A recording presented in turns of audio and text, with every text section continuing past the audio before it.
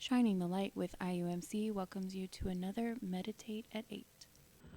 Our meditation word for today is time. Just a few days ago, we changed our clocks and lost an hour. We experienced a time change. The New Testament in the Greek has two different words for time. One is chronos, which refers to clock time or chronological time.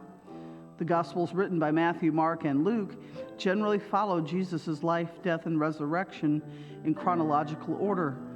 That is, they track Jesus' life according to real time.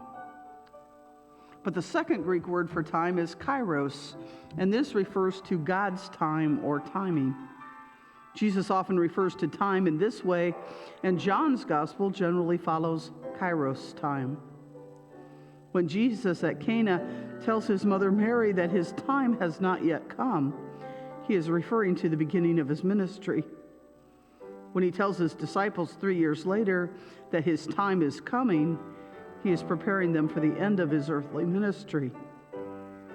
Too often we live our lives by chronos time, and we forget that God's time even exists. We live by our watches and our calendars. But God's time should also be a factor in our lives.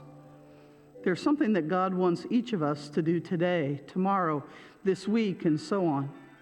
There's a plan that God has for each of us that requires learning, training, and preparation. We can't ignore chronos time and still live in this world, but what would your life look like if you also focused on kairos time? In your life right now, what is God calling you to do? Will you make the time?